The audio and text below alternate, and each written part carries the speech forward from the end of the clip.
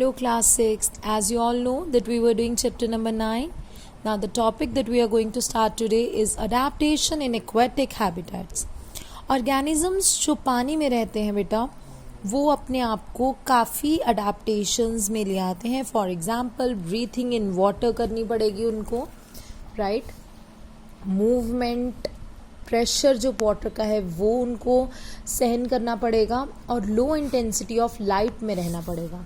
तो इसके लिए अडेप्टैशंस जो वाटर प्लांट्स ने लाई हैं वो कैसी हैं. वाटर प्लांट्स की जो रूट्स हैं they are much reduced in size.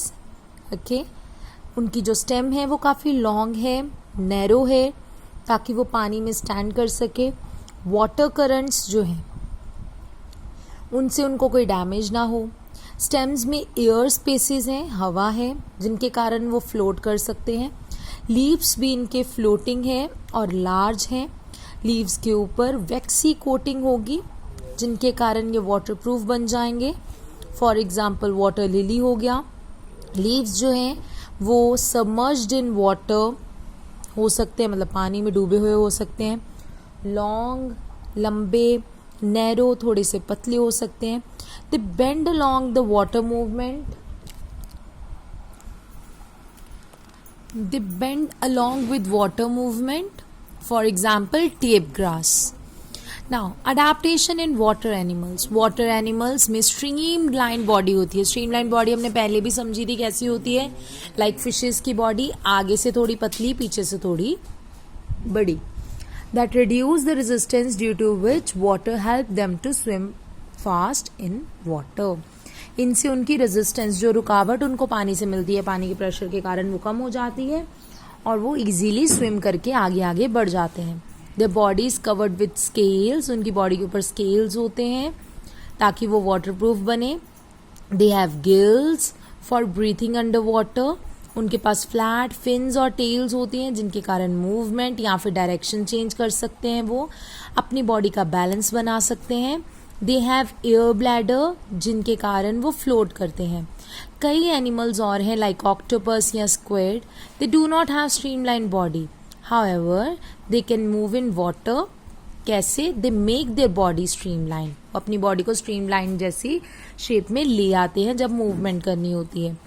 Animals like dolphins या व्हेल्स, इनके पास गिल्स नहीं होते ब्रीथ करने के लिए. इनके पास ब्लो होल्स होते हैं जो कि इनके हेड के अपर पार्ट पे लोकेटेड होते हैं. इनसे ये ब्रीथ कर सकते हैं इजीली और जब भी स्विम करेंगे ये सरफेस के ऊपर आ सकते हैं, मतलब पानी के ऊपर वाली सतह पर आ सकते हैं. फ्रॉग्स जो हैं यूजुअली पॉन्ड्स में रहते हैं एज देयर हैबिटेट. पॉन्ड्स भी वाटर एक्वेटिक ही होगा. Frogs live in both water as well as on land, मतलब टेरेस्ट्रियल हैबिटेट और एक्वेटिक हैबिटेट दोनों फॉलो कर रहा है. Following features are present. एक तो वेब्ड फीट होगा स्विमिंग के लिए. लंग्स जो हैं उनके साथ ब्रीथिंग करेगा जब भी लैंड पे आएगा, बट जब जब पानी में होगा तो मॉइस्ट स्किन से ब्रीथ करेगा. इसके पास स्ट्रॉन्ग हाइंड लेग्स होंगी, मतलब पिछली जो लेग्स होती है ये काफ़ी स्ट्रॉन्ग होती हैं ताकि ये लीपिंग कर सके, एक जगह से दूसरी जगह बाउंस कर सके और अपने शिकार को कैच कर सके. Is it clear? नेक्स्ट, अडेप्टैशंस जो होती हैं वो तो चेंजेस होते हैं ना ऑर्गेनिज्म में. ज़्यादा समय के लिए आ गए, हमेशा के लिए आ गए, बट कई चेंजेस ऑर्गेनिजम्स में आते हैं for short period of time जिनके कारण वो एडजस्टमेंट कर सकता है और अपनी सराउंडिंग्स में रहना सीख लेता है. इसको हम बोलते हैं acclimatisation. Okay, for example sheeps जो हैं वो अपनी थिक वूल ग्रो करती हैं कोल्ड क्लाइमेट्स में. अनदर कॉमन एग्जाम्पल एक्लेमेटाइजेशन की है like altitude sickness. Altitude sickness हो गई, ये भी एक एक्लेमेटाइजेशन है. काफ़ी प्लांट्स, पीपल्स जो भी प्लेन्स पे रहते हैं उनको आल्टीट्यूड सिकनेस होती है. When they go to high mountains तो वहाँ पर ऑक्सीजन लेवल जो है ना वो कम होता है. ओके, तो उनको ब्रेथलेस फील होता है, मन खराब होगा जिसे हम नॉजिया बोलते हैं. हाउएवर उनकी बॉडी ने अपने आप को कुछ दिनों में ही एडजस्टमेंट शो करनी शुरू कर देती है. ओके, तो सराउंडिंग्स के अकॉर्डिंगली आप थोड़े समय के लिए चेंजेस हो जाएं तो वो होता है एक्लेमेटाइज या acclimatisation. Okay. For this reason high altitude climbers जो हैं वो कुछ समय तक बेस कैंप्स में ही रहते हैं, मतलब नीचे नीचे रहते हैं, और जब भी उन्हें हाई अपर क्लाइंब करना हो तो वो क्लाइंब करके स्लोली ऊपर वाले कैंप में जाते हैं. Okay. So adaptation is different from acclimatisation. Next is characteristics of living beings. अब लिविंग बींग्स क्या हैं? ऑब्वियसली प्लांट्स और एनिमल्स. मेनी थिंग्स जो हम अपने इर्द गिर्द देखते हैं कई बारी लिविंग होती हैं या कभी भी लिविंग हो सकती हैं और लिविंग थी. ऑल प्लांट्स एंड एनिमल्स जो भी आप अपने इर्द गिर्द देख रहे हैं वो लिविंग हैं.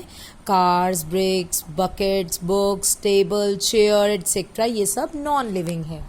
सो ऑल लिविंग थिंग्स उनमें कॉमन करेक्टरिस्टिक्स होते हैं जो नॉन लिविंग थिंग्स में नहीं होते. प्लांट्स और एनिमल्स में ये हैं. First is cellular organisation. आपको इतना पता होना चाहिए कि लिविंग बींग्स जो हैं वो सेल्स से बने हैं. वो बैटरी वाला सेल नहीं है. हमारी बॉडी में छोटे छोटे सेल्स होते हैं. Cell is the smallest unit of living beings. Some living organisms are made up of only a single cell. कई लिविंग ऑर्गेनिज्म सिर्फ सिंगल सेल से बने हैं, लाइक अमीबा, यीस्ट और बैक्टीरिया. उन्हें हम यूनिसेलुलर बोलते हैं. एक ही सेल होगा तो unicellular. Most of organisms are made up of millions of cells. तो अगर ज़्यादा सेल्स होंगे तो बोलेंगे multicellular. For example human beings, house fly, dog, horse, rose, mango, pea plant, ये सब मल्टी सेलुलर ऑर्गेनिजम्स होंगे. Next is movements. एक जगह से दूसरी जगह.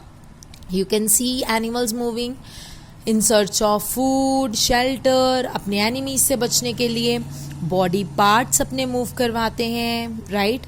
Plants do not move in search of food but उनकी मूवमेंट शो करते हैं. जैसे टच मी नॉट प्लांट होता है, उसको जब टच करते हो ना तो वो अपने पत्तों को, लीव्स को बिल्कुल कह लो विल्ट करवा लेता है, मुरझा देता है, वो बिल्कुल गिर जाते हैं. या फिर आप सनफ्लावर की एग्जांपल ले सकते हैं. जो सन जिस साइड पे हो उस साइड पे वो मूवमेंट शो करता है.